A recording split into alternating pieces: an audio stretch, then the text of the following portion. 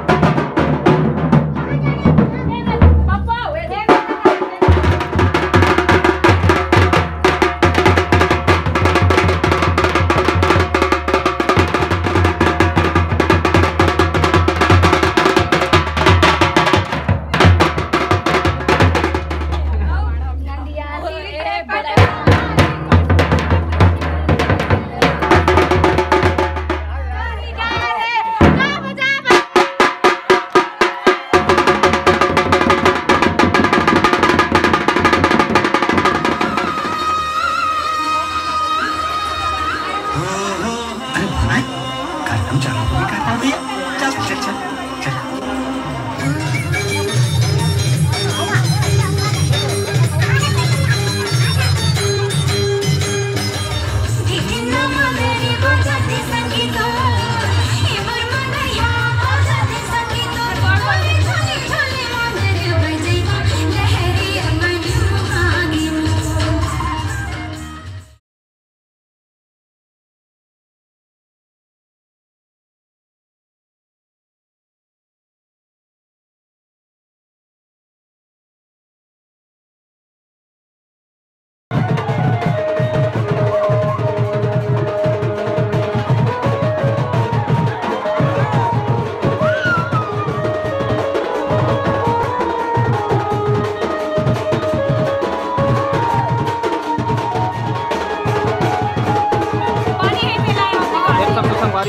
हमारे दूल्हा डोका तैयार हो गए, बारात जब तैयारी चलत है, बारात अभी निकलने वाला है कि मन देख सकते हो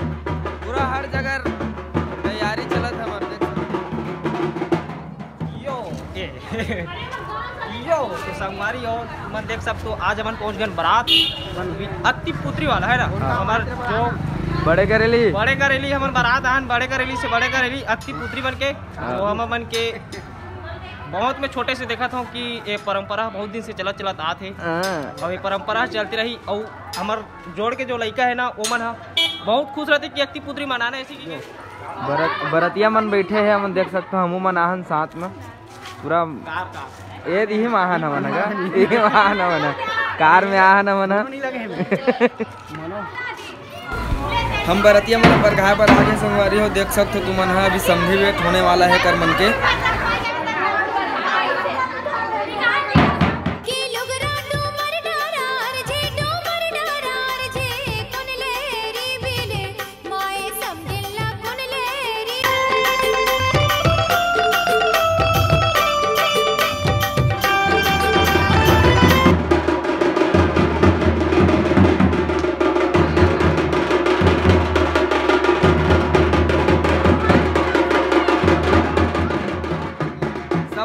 चलत का टिकावन बैठ गए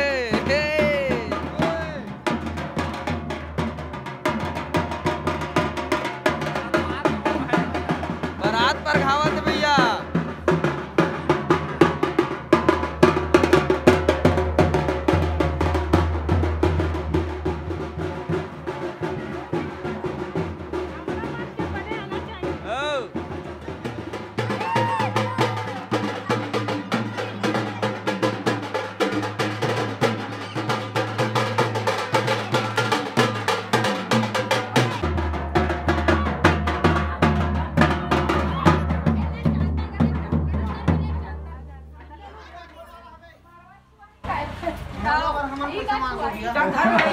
मरवा परवा सुबह के तो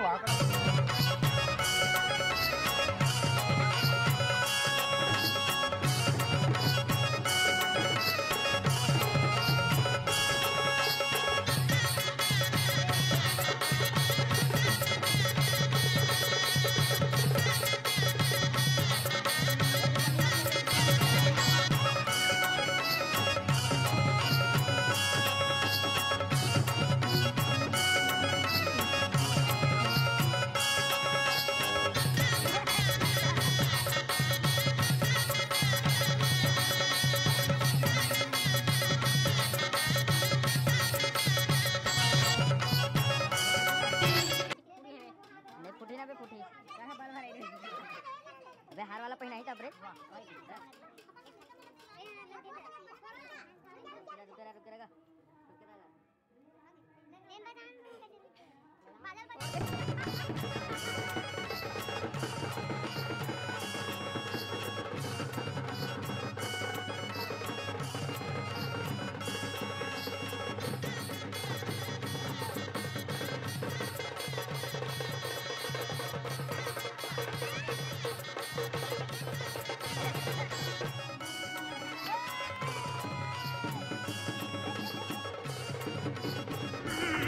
तो संगवारी हो नमस्कार, जय जोहार, जय छत्तीसगढ़। तो संगवारी हो जैसे कि आप मन देखे हो कि अभी बारात पर घाई से बे और बाकी जन के तो गांव में पूरा टिकावन बैठ गए है बे। आप मन खुद देख सकते हो, मतलब हर जगह, मतलब पूरा गांव में जगह जगह शादी हुआ थे। पूरा गुड्डा गुड़िया के मस्त शादी करत है बे। बहुत मजा माहौल बने हैं, मोहल्ला में भी देखे हो आप मन, देख रहा हूँ आपने। बाकी अभी टिकावन बचे है आप मन। हाँ बिल्कुल, हमन थोड़ा सी ही डहन आए हैं, एक कनक टिकावन में मिलथन।